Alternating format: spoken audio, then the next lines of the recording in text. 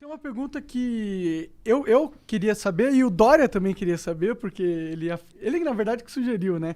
Por quê? Mas eu também queria saber isso. Por que que não tem um trem que vai de São Paulo pro Rio, meu? Por que que não tem essa porra? É tipo, mano, é um trem, é fácil. A gente já inventou isso faz muito tempo, tá ligado? É fácil, mas é caro pra caramba. Mas ia ser muito bom, não ia ser muito bom? Aí, ó. O que que acontece, né? A grande questão é a viabilidade financeira mesmo. Então, lá atrás, né, se ventilou muito a ideia de vamos fazer o trem-bala Rio-São Paulo. E o que que não fez esse projeto prosperar? Uma incerteza muito grande do ponto de vista de engenharia, então tem uma questão topográfica para você vencer. O trem ele precisa se acomodar, né, a determinados raios de curvatura, volume, inclinações de rampa, enfim. Então, isso torna a obra muito cara. A gente está falando de uma obra que não se sabia exatamente quanto é que custava, mas na ordem ali de, sei lá, 40 bi, talvez até mais. Para isso funcionar, você precisa ter headways muito baixos, ou seja, a distância entre três muito pequena, e trabalhar sempre com ocupação máxima e com valores de tarifa altos. E aí você percebe o seguinte: hoje, a grande limitação para a gente ter trem de passageiro no Brasil é que a gente ainda não percebeu que não é tarifa que remunera o serviço que vai botar um projeto desse de pé. Por exemplo, a gente está fazendo muita concessão ferroviária. Retomamos o transporte ferroviário no Brasil. Pô, legal. E todo mundo me pergunta, que é um desejo do brasileiro. Essa sua dúvida é a dúvida do brasileiro geral. Todo mundo pergunta, pô, mas e o trem de passageiro? Eu quero andar de trem. Todo mundo tem esse desejo. Acho que o pessoal vai lá para fora, ou a turma mais antiga andou de trem de passageiro no Brasil. Todo país desenvolvido de verdade tem uma malha ferroviária incrível, né? Exato. Faz parte do desenvolvimento de um país. Se você pegar as nossas concessões, não tem vedação ao transporte passageiro. Ou seja, o concessionário poderia operar passageiro. Por que que ele não opera? Porque eu vou suprimir capacidade da via, né? Vou subtrair alguns pares de trem-dia daquela via, e é uma operação que não vai gerar receita, né? Porque é muito melhor estar operando carga, dá muito mais dinheiro, né? Torna o negócio muito mais atrativo. Sempre quem governa a operação é a operação de passageiro, por causa da questão de segurança, etc. Existe um trem de carga que vai de São Paulo para o Rio? Existe. Ah, existe? Existe. Existe a linha da MRS que faz Rio de Janeiro-São Paulo. Entendi. Então, o que que a gente precisa para dar esse passo na direção do trem de passageiros? Perceber que as operações, e uma coisa que o americano percebeu no século XIX, que as operações de passageiro vão ficar de pé a partir do momento que a gente aprender a explorar as receitas acessórias, que a gente conjugar operações de real estate, operações imobiliárias com a exploração da linha. Entendi. E esse passo pode ser dado a partir do momento que a gente aprovar ou mudar o nosso marco legal e trazer as autorizações para o nosso transporte ferroviário. O que que é isso? Hoje, fazer ferrovia no Brasil é uma exclusividade do Estado, o que não faz o menor sentido, cá para nós. A gente já venceu essa barreira nos portos. Hoje, se um empreendedor quer tomar um risco de engenharia, quer fazer um terminal privado, ele vai lá, pede para fazer um investimento, ele demonstra que tem posse da área, que tem fruição da área, que tem condição de licenciar e financiar aquele investimento, ele vai lá e faz, toma o risco. A gente deu essa virada de chave em 93, com a nova lei dos portos, e em 2003 nós demos outra virada de chave importante, que foi, olha, o porto privado vai poder também operar carga de terceiro e não só carga própria. Foi um boom. O que que acontece? Hoje, 2/3 da carga movimentada nos portos brasileiros é movimentada em terminais privados. Os terminais privados superaram em muito os portos públicos. Que legal, isso é da Então, hora. isso é muito bacana. E aí, a mesma coisa, esse mesmo passo a gente tem que dar no transporte ferroviário. Por exemplo, se o cara quer tomar risco de engenharia e ele tem um plano de negócio, às vezes, bilionário, por que ele não pode fazer a ferrovia dele? Vou dar um exemplo. Nós temos papeleiras, indústrias de celulose do Mato Grosso do Sul, com investimentos de 15 bi, 10 bi. Por que o cara não pode usar 2,5 bi e recuperar a Malha Oeste e fazer o transporte dele de ferrovia para o Porto de Santos? Que a logística de celulose do Mato Grosso do Sul para Santos é de caminhão. Ou por que ele não pode fazer um ramal de Aparecida do Taboado, onde ela vai se conectar com a Malha Paulista até Três Lagoas? Isso assim, a gente está falando de um ramal de 1 bilhão e pouco. É porque ele não pode fazer, porque é exclusividade do Estado. É o marco legal que define isso. É o marco legal. Então a gente precisa romper isso. Existe alguma movimentação para mudar o marco legal? A gente está trabalhando para mudar esse marco legal. Como que é para trabalhar para mudar o marco legal? Como que a gente muda essa porra? A gente tenta... Nós encaminhamos, né, e patrocinamos um projeto de lei no Congresso. Que ele ainda não andou, não está andando. Se ele não andar, a gente tem a opção também de uma medida provisória, que talvez seja uma questão de urgência agora, a gente promover investimento. Eu acho que uma das soluções para a pandemia é a gente jogar investimento, que o nosso desafio a partir de agora vai ser gerar emprego. Com certeza. Então, quanto mais investimento, mais emprego, e é uma forma de a gente dar esse passo. No século XIX, de 1854 a 1913, nós tivemos um boom ferroviário no Brasil, com ferrovias autorizadas, todas privadas. Por que elas se tornaram públicas? Porque elas quebraram na década de 30, com a crise de 29, a crise do café, e o governo foi lá e encampou essas ferrovias que tinham dívida com financiadores. Nos Estados Unidos, até hoje, as ferrovias são privadas. Então, as ferrovias são autorizadas. Por isso, lá eu tenho 7 grandes operadores ferroviários e eu tenho 600 operadores de short lines. Eles têm 270 mil quilômetros de ferrovia, contra 28 mil quilômetros que nós temos aqui. E estamos fazendo bastante. Assim, a gente já contratou 30 bi de investimento privado em ferrovia. A gente deve chegar até o final do ano que vem com 60 bi. É um impulso ferroviário sem precedente. A gente está plantando as sementinhas que vão fazer com que o transporte ferroviário chegue lá em 2035 com 35%, 36% de participação na matriz de transporte. Então a gente sai dos 20% de hoje para 35%, 36%. A gente vai chegar perto do que um país desenvolvido tem, que é em torno de 40%.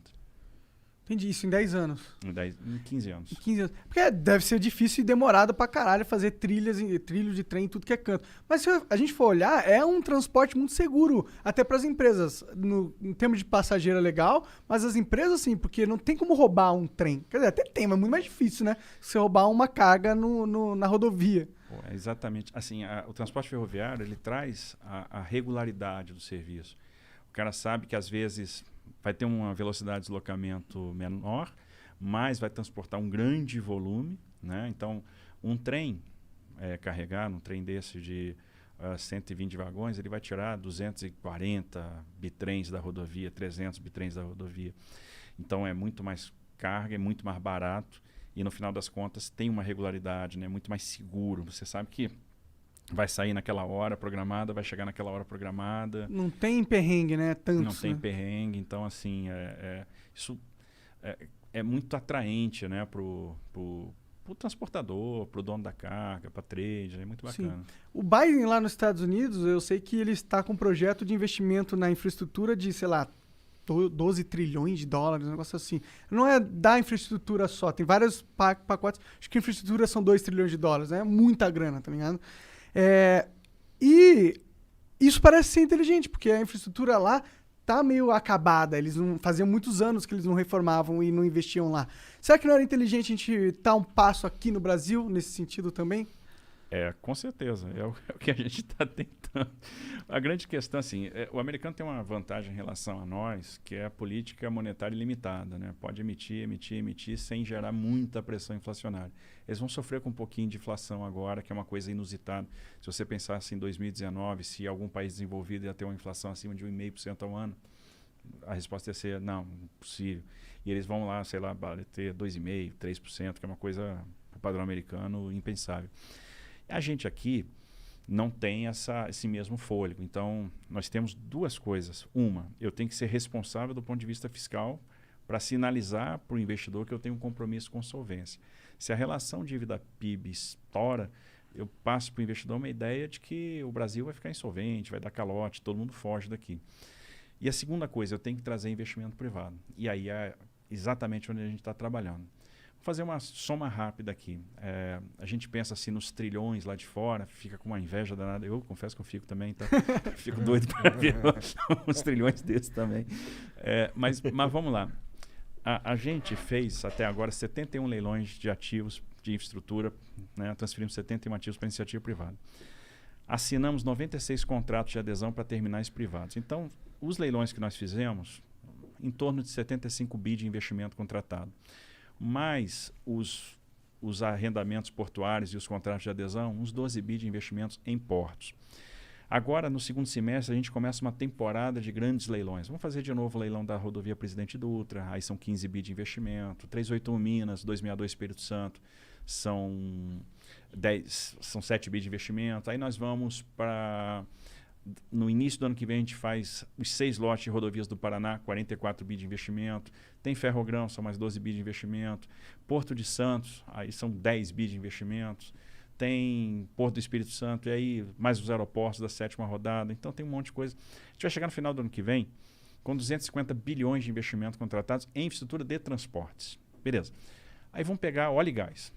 Tem nada que gere tanto investimento quanto a indústria do óleo e gás e com tanta capacidade de irradiação para outras indústrias. Que, por exemplo, quando a gente faz uma licitação, um leilão de petróleo, como a gente vai fazer no final do ano, CEP e Atapu são 2 campos grandes do excedente da seção onerosa, né, que deixaram de ser licitados há um tempo atrás, em 2019, quando a gente fez aquele grande leilão de 70 bi. A gente gera investimento na indústria da construção naval, a gente gera investimento em toda a cadeia offshore, então é um negócio bacana. O que a gente tem contratado hoje, talvez a gente esteja batendo aí quase beirando, tocando os 500 bilhões de reais de investimento. Pô, é um número expressivo. Expressivo. Aí vem saneamento básico. Aprovamos o marco legal do saneamento. Começamos a fazer os primeiros leilões de saneamento. O leilão da Casal lá em Alagoas, né, do sistema de coleta, distribuição, tratamento de água, coleta e tratamento de esgoto da região metropolitana de Maceió, Cariacica, aí veio o grande leilão, que foi o da SEDAI. 40 bilhões de reais de investimento e uma parcela da outorga que vai ser também investida em recuperação ambiental, recuperação da despoluição da Baía de Guanabara, recuperação das lagoas da Barra da Tijuca, recuperação da Bacia do Guandu, mais 10 bi de investimento.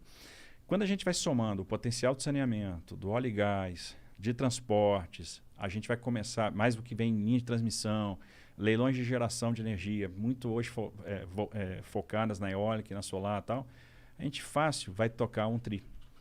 E não vai parar por aí. Então, a gente vai chegar a um tri de reais, né? Não é de dólar, privado. Todo privado que é interessante, que nos blinda também dos soluços fiscais. E a gente acaba ficando numa situação que, olha, mantive a minha rigidez fiscal, né? Comuniquei isso bem para o investidor, estou gerando muito investimento. A gente vai ver o Brasil virando um canteiro de obras em 24, 25, 26, 27, que ali essa coisa toda que está sendo plantada agora vai estar bombando. Por quê? A gente faz um leilão, vai lá na bolsa, bate o martelo e tal, beleza. Quebra o martelo. Quebra o martelo. Só quando tá com raiva, mas às vezes é comum estar com raiva, né? Não deve ser uma vida fácil, né? Não, eu tava brincando aqui com o Igor, dizendo o seguinte, jogar Pitfall. E aí a galera mais antiga aí que jogou Atari vai lembrar. Fazer infraestrutura no Brasil, tem que pular um jacaré, tá ligado? Fazer umas paradas sinistras. Você passa por cima do tronco bobo, pula na cabeça do jacaré, pega uns cipós. O negócio não é brincadeira não. Tem que ter resiliência, né? A gente é resiliente, é animado, tem fé, gosta da parada e tal. Então, quando você faz o leilão, você tem um tempo para assinar o contrato. Esse tempo leva uns 4 meses, que o cara tem que montar uma sociedade de propósito específico, né? Montar uma empresa, aportar garantia, tal, tem aquela burocracia toda, assina um contrato. Aí ele entra numa fase onde ele vai fazer projeto de engenharia, ele vai licenciar aquele empreendimento, né, ambientalmente, e mais importante, ele vai obter funding, porque para fazer tanto investimento, ele vai atrás da operação de crédito. Em uma operação de crédito de grande porte, uma operação de crédito bilionário, uma emissão de debêntures, vai levar 8 meses, um ano e 2 meses. Então ele leva um tempo para estar com a grana. Então a gente não traz esse investimento logo para o início, porque sabe que vai, no final das contas, botar uma faca no pescoço do investidor. Então tem que dar um tempo para que isso transcorra naturalmente. Então você tem uma fase de serviços iniciais, depois o investimento pesado ele começa. Por isso que eu digo, 24, 25, 26 vão estar voando. Pode crer. Então vocês estão realmente plantando sementes. Elas demoram para dar frutos, né? Exatamente. Infraestrutura é pensar a longo prazo, né? Então, infraestrutura é um tema de Estado. A gente tem que pensar em Estado quando faz infraestrutura. Não dá para pensar no governo, na eleição, porque a gente vai plantar coisa que a gente não vai colher, que a gente não vai ver. E a gente tem que ter esse discernimento para fazer as escolhas corretas, porque a gente tem que fazer o que é importante e o que é correto. Aí depois, lá na frente, o Brasil vai colher. É importante que o Brasil colha. É importante deixar o fruto. Então a gente vai plantar agora e o Brasil vai colher esse fruto lá na frente. Então essa é a lógica de quem trabalha com infraestrutura. Tem que ser assim. E a gente, nesse governo, encarou a infraestrutura como uma questão de Estado.